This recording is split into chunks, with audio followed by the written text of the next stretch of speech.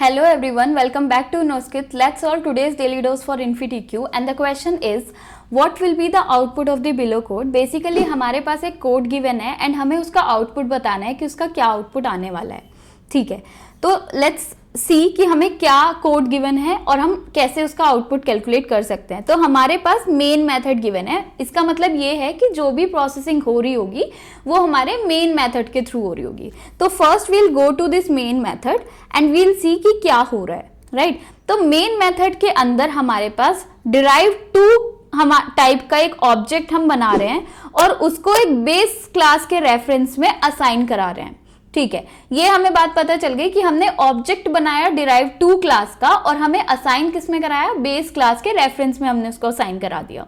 ठीक है, अब एक बार डिराइव टू और बेस क्लास में रिलेशन देख लेते हैं कि क्या कोई रिलेशन है. हमारे पास बेस क्लास है और बेस क्लास को डिराइव्ड वन क्लास एक्सटेंड कर रही है. That means base class is a parent class of derived one class and then derived two class किसको एक्सटेंड कर रही है, डिराइव्ड वन क्लास को. राइट, तो basically base class is a parent of derived one class, derived one class is a parent of derived two class. This is derived two class. Okay, तो हमने तीनों के बीच में एक रिलेशन पता लगा लिया. तो base class is not directly related to derived class but there is an indirect relation. Right, okay, तो हमने क्या किया, हमने डिराइव टू क्लास का ऑब्जेक्ट बनाया और बेस क्लास के रेफरेंस में उसको असाइन कर दिया और उसके बाद हमने बेस इस रेफरेंस के थ्रू हमने रन मेथड कॉल किया. अब क्योंकि ऑब्जेक्ट जो था वो डिराइव्ड क्लास का बना था तो हम डिराइव टू क्लास का बना था, तो हम डिराइव टू क्लास के पास जाएंगे और हम देखेंगे कि क्या इसके पास कोई रन मेथड है. ओके, सो जब कभी भी हम इनहेरिटेंस की बात करते हैं और हमारे पास मल्टीपल क्लासेस इन्वॉल्व होती हैं तो हम चाइल्ड क्लास के ऑब्जेक्ट को पेरेंट क्लास के रेफरेंस के अंदर डाल सकते हैं बट ऑपोजिट हम नहीं कर सकते, वो हमें एरर देगा. राइट, तो हमने क्या किया, हमने चाइल्ड क्लास के ऑब्जेक्ट को पेरेंट क्लास में डालने की कोशिश की. अब बेस क्लास डायरेक्टली कोई रिलेशन नहीं है डिराइव टू क्लास का, लेकिन अगर आप देखोगे तो ये इनडायरेक्टली एक रिलेशन है. तो हम बेस क्लास का जो रेफरेंस है उसको हम डिराइव टू का ऑब्जेक्ट असाइन कर सकते हैं. तो हमने वही काम किया और फिर हमने रन मेथड कॉल किया. अब ये डिराइव टू क्लास के पास गया तो क्या ये चेक कर रहा है कि क्या इसके पास कोई रन मेथड है. अगर इसके पास कोई रन मेथड नहीं है तो ये अपने पेरेंट के पास जाके पूछेगा कि क्या तुम्हारे पास कोई रन मेथड है.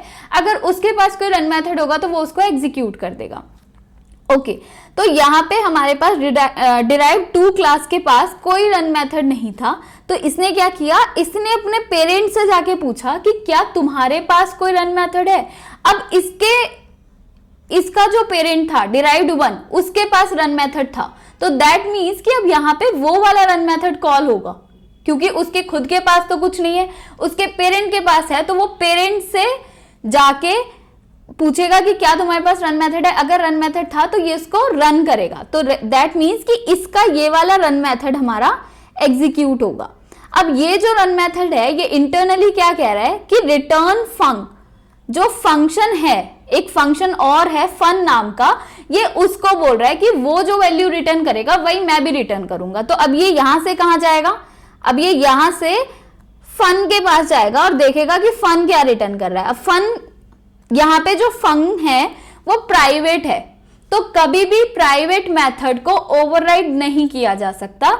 तो दैट मीन्स कि जो डिराइव टू के पास फन मेथड है, डिराइव टू के पास जो फन मेथड है दैट इज नॉट ओवररिडन मेथड, वो उसका खुद का मेथड है क्योंकि इसके पेरेंट के पास तो प्राइवेट मेथड पड़ा है जिसको हम ओवरराइड कर ही नहीं सकते हैं. राइट, तो दैट मीन्स कि हमारे पास इस केस में जो फन मेथड है वो डिराइव्ड वन क्लास का एग्जीक्यूट होगा और वो क्या रिटर्न कर रहा है, वो वन रिटर्न कर रहा है. तो दैट मीन्स ये वन रिटर्न करेगा तो रन मेथड भी क्या रिटर्न कर देगा, वन रिटर्न कर देगा.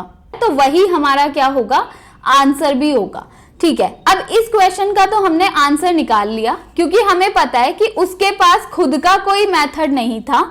तो उसने क्या किया, उसने अपने पेरेंट्स से जाके बोला कि क्या तुम्हारे पास कोई रन मेथड है. उसके रन मेथड क्या बोला कि हाँ मेरे पास रन मेथड है लेकिन मैं एक इंटरनली प्राइवेट मेथड खुद का कॉल कर रहा हूँ जो कि फन मेथड है। तो फन मेथड कॉल किया, फन ने 1 रिटर्न कर दिया और वही हमारे रन ने भी रिटर्न कर दिया। तो हमारा जो आंसर हुआ इस प्रॉब्लम का वो 1 हो गया। लेकिन लेट्स से कि यहाँ पे प्राइवेट की जगह पब्लिक होता। अगर यहाँ पे प्राइवेट की जगह पब्लिक होता, दैट मीन्स जो डिराइव टू के पास जो मेथड है, जो हमारा फन मेथड है, वो ओवररिडन मेथड होता। और उस केस में ये अपने पेरेंट्स से पूछता क्या तुम्हारे पास रन मेथड है, वो बोलता हाँ मेरे पास रन मेथड है, लेकिन मैं इंटरनली एक फन मेथड कॉल करता हूं। तो उस केस में क्योंकि डिराइव टू क्लास के पास खुद का एक मेथड है, खुद का एक फन मेथड है, और वो ओवररिडन मेथड है क्योंकि पेरेंट के पास पब्लिक है उसका टाइप, तो दैट मीन्स वो मेथड क्या है, ओवररिडन मेथड है। तो उस केस में क्या वैल्यू रिटर्न होती, 2 वैल्यू रिटर्न होती, क्योंकि यहाँ पे ओवररिडन मेथड कॉल होता, ना कि उसका खुद का जो प्राइवेट मेथड है वो कॉल होगा।